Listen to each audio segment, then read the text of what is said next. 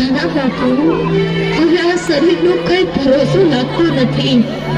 જીવ જાય એ પેલા તમારી બહુ ચિંતા થાય છે. આ રૂપિયાવાળાની દુનિયામાં આપણે સાવ એકલા પડી ગયા. આવું ન બોલ શ્રદ્ધાની માં. તારી તબિયત સારી નથી એટલે આવું બોલે છે. હાલ તને દવાખાને લઈ જાઓ, બધું સારું થઈ જશે. દવાખાના કરતા તો જ આપણી દીકરીને બોલાવી દો. ઘણા સમયથી એના કાંઈ સમાચાર નથી.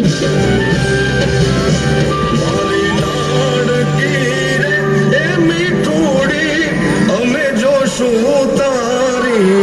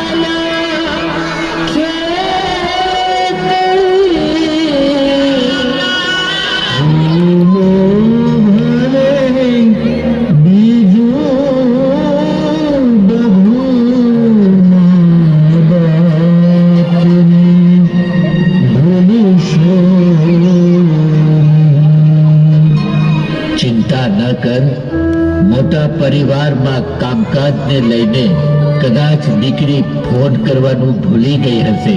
દીકરો કદાચ માવતરને ભૂલી શકે, પણ દીકરી તો કોઈ દિવસ ન ભૂલે.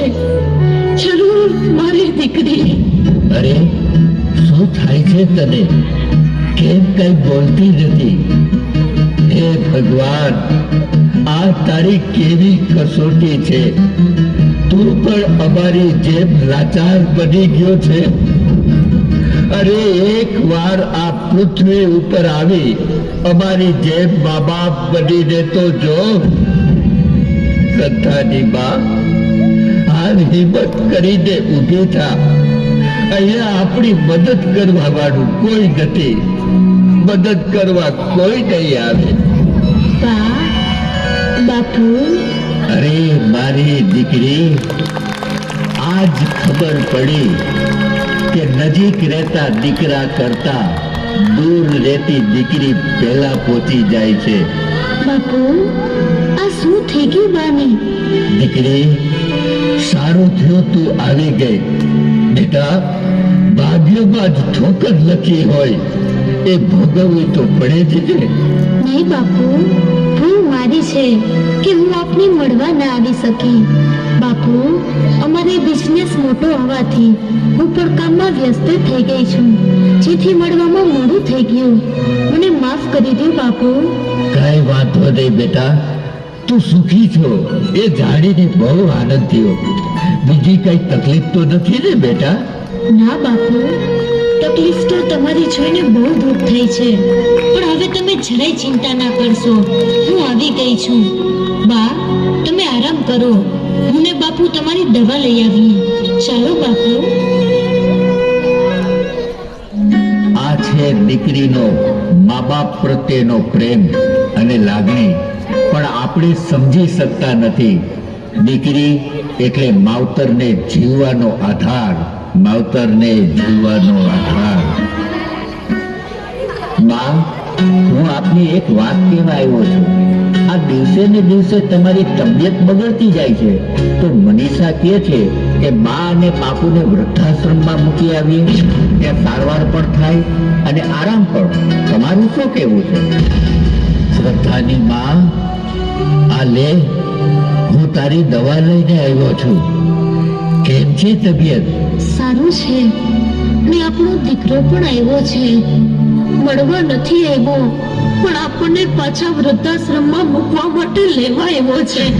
બાપુ, બાની બીમારીને કારણે ઘરમાં કેટલી તકલીફ પડે છે, એટલે વૃદ્ધાશ્રમની વ્યવસ્થા કરી છે. સરસ દીકરા, અમારી તકલીફ તો તમને દેખાણી. બેટા, વૃદ્ધાશ્રમમાં પાછા મૂકવાતા તો પછી લઈ શું કામ આવ્યા? નાનપણમાં તારા બાપુ તને અનાથ આશ્રમમાં મૂકી આવ્યા હોત ને, તો આજ અમારા દિવસો જોવા ના પડત. દીકરા,